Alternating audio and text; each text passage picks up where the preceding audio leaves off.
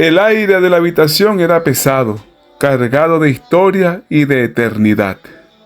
El anciano patriarca, con los ojos debilitados por el tiempo, pero con el espíritu iluminado por la promesa, se incorporó lentamente sobre su lecho en tierra extranjera. No estaba en la tierra que se le había prometido. Estaba en Egipto, la tierra del poder humano, la tierra de los imperios, y sin embargo, lo que estaba a punto de suceder en ese cuarto silencioso tenía más peso que todos los tronos de Egipto juntos. Frente a él estaba su hijo José, el hijo que había amado, el hijo que había perdido, el hijo que había recibido de vuelta como quien recibe a un muerto resucitado. Pero José no estaba solo. A su lado estaban dos jóvenes que no conocían el desierto de Canaán, que no habían caminado donde Abraham caminó, que no habían visto los altares de Isaac ni las noches de lucha de Jacob con Dios.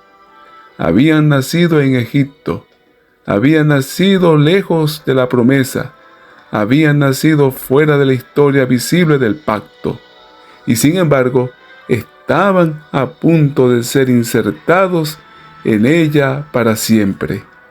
Jacob los mira. No los mira como un abuelo mira a sus nietos. Los mira como un patriarca mira el futuro. Porque en la Biblia, los momentos finales de los patriarcas no son solo despedidas, son portales. Son momentos donde el cielo toca la tierra y el propósito eterno de Dios se pronuncia en voz humana. El silencio se vuelve sagrado. José, con el respeto de un hijo y la precisión de un hombre que conoce el orden correcto de las cosas, posiciona a sus hijos cuidadosamente. El primogénito en el lugar de honor, el menor en el lugar secundario. Todo está como debe estar. Todo está en orden. Todo está correcto, excepto que Dios está a punto de interrumpir el orden humano. Lentamente, deliberadamente, el viejo Jacob levanta sus manos. Manos que habían trabajado, manos que habían engañado, manos que habían luchado con el ángel, manos que habían aprendido a través de una vida de quebrantamiento que el propósito de Dios no sigue los cambios predecibles del hombre. Y entonces sucede. Cruza sus manos. En ese gesto silencioso, invisible para los imperios, pero visible para el cielo, se revela un misterio que atraviesa toda la Escritura. El menor recibe la bendición del mayor. El orden natural es invertido. La lógica humana es desafiada. La gracia soberana se manifiesta. Ese momento registrado en las páginas del libro de Génesis no es de ningún modo una simple escena familiar. Es una ventana al corazón de Dios. Es una profecía en forma de gesto. Es un susurro anticipado de una cruz futura. Porque siglos después, en otro momento aparentemente débil, en otro acto que parecía una derrota, Dios volvería a cruzar las manos de la historia. Y en ese cruce, el primogénito eterno, Jesucristo, sería tratado como el menor, para que los que eran menores pudieran recibir la bendición del primogénito. Por eso, Génesis capítulo 48 no es solo el final de la vida de Jacob, es el comienzo de una revelación más profunda. Es la historia de cómo Dios adopta a los que estaban lejos, de cómo Dios elige a los que no eran los primeros, de cómo Dios bendice de una manera que el mundo no puede predecir.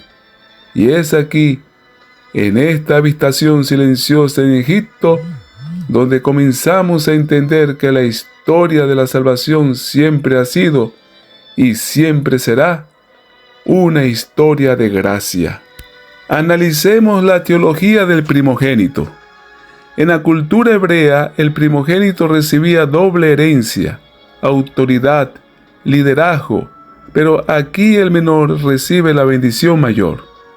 Esto revela que la primogenitura espiritual es por gracia. Ahora hablemos sobre la teología del pacto. La bendición no es nueva, es continuidad del pacto con Abraham, Isaac, Jacob. La promesa mesiánica continúa. Veamos el significado escatológico. Efraín representa expansión, multitud de naciones. Esto apunta a la salvación global. En cuanto a la teología sistemática derivada, este capítulo enseña 6 doctrinas principales. Doctrina de Dios, es decir, Dios es soberano. Doctrina de la elección, Dios escoge por gracia. Doctrina de la adopción, Dios crea herederos. Doctrina de la redención, Dios rescata. Doctrina del pacto, Dios cumple sus promesas. Doctrina cristocéntrica, Cristo es el cumplimiento final. Es interesante que nosotros somos representados en este capítulo. No éramos herederos naturales, pero fuimos adoptados.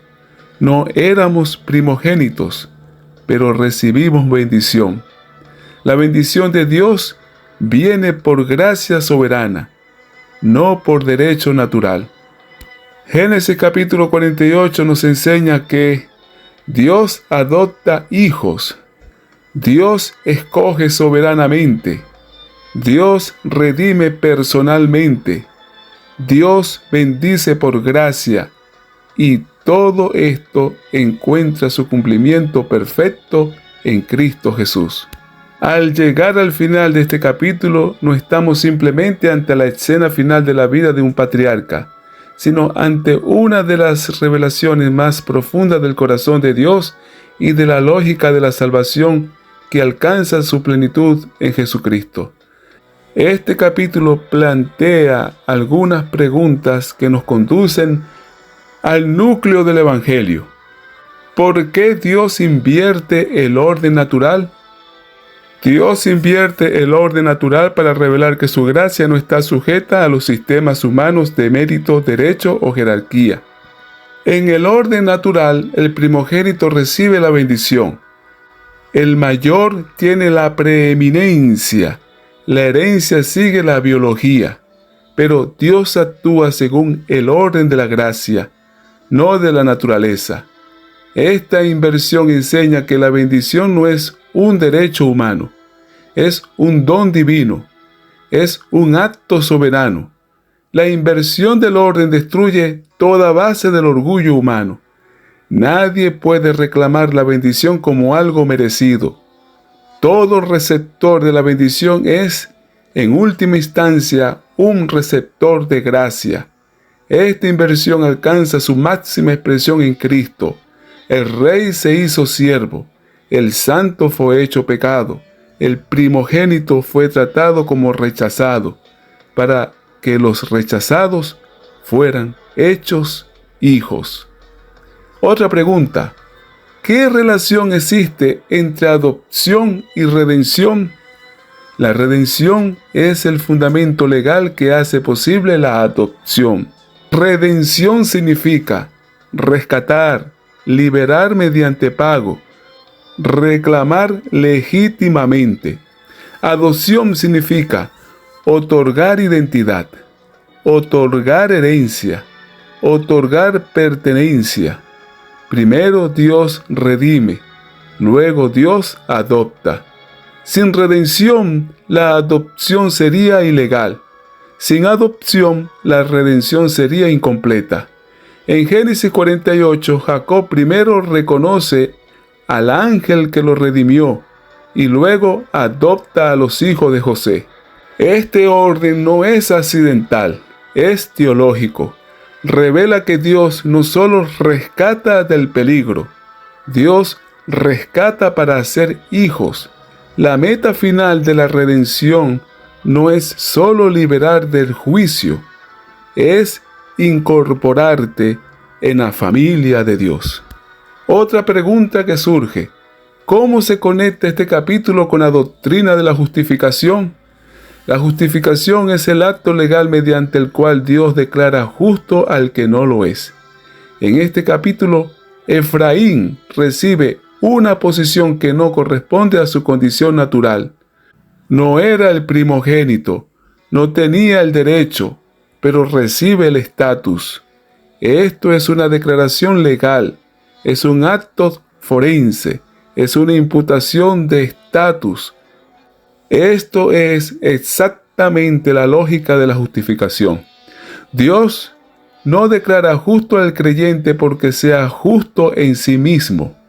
Lo declara justo porque le concede un estatus que no poseía por naturaleza. La bendición no refleja la condición natural del receptor, refleja la decisión soberana del que bendice. Así, Génesis 48 anticipa la doctrina de la justificación al mostrar que el estatus delante de Dios depende de su declaración, no de nuestra condición natural. Otra pregunta: ¿qué revela este texto sobre la soberanía divina? Este texto revela la soberanía divina en su forma más pura y confrontante. Dios no consulta la cultura. Dios no consulta la tradición. Dios no consulta la expectativa humana. Dios decide, y su decisión define la realidad.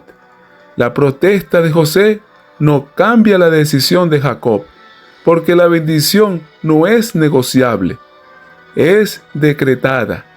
Esto revela que el propósito de Dios no es reactivo, no es condicionado, no es accidental, es eterno, es intencional, es soberano. Dios no elige porque elige lo mejor. Lo elegido se vuelve bendito porque Dios lo elige. La elección no reconoce valor. La elección crea valor. En síntesis, Génesis 48 nos deja frente a una verdad inescapable.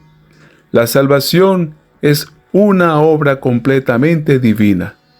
Dios invierte el orden natural para destruir el mérito humano. Dios redime para poder adoptar. Dios justifica declarando un nuevo estatus. Dios gobierna según su soberanía absoluta, y todo esto converge en una realidad suprema. La bendición de Dios no es heredada por sangre, se recibe por gracia. Las manos cruzadas de Jacob no fueron un error, fue una revelación. Una revelación de que el reino de Dios no opera según la lógica del hombre, opera según la lógica de la gracia. Y esa gracia anticipada en una habitación de Egipto sería revelada plenamente siglos después, cuando Dios cruzó no solo manos, sino la historia misma, para convertir a los que no eran hijos en herederos eternos, para que tú y yo tengamos la oportunidad de recibir lo que nunca podríamos haber heredado por nosotros mismos: el nombre de hijos e hijas del Dios Altísimo, el lugar de herederos y la bendición eterna que solo pertenece al primogénito, Cristo Jesús, para que tú y yo tengamos la oportunidad de ser llamados justos sin haberlo sido, ser amados sin haberlo merecido, ser adoptados sin haber nacido en esa familia y ser bendecidos no por nuestro derecho, sino por su gracia, para que tú y yo tengamos la oportunidad de entrar en la historia de la promesa, no como espectadores, sino como participantes. Porque cuando Dios cruzó las manos, cuando invirtió el orden, cuando otorgó la bendición al que no correspondía, estaba escribiendo una historia donde un día te incluiría, me incluiría. Gloria al Dios Altísimo por los siglos de los siglos. No olvides compartir este mensaje. Nos vemos en el próximo capítulo.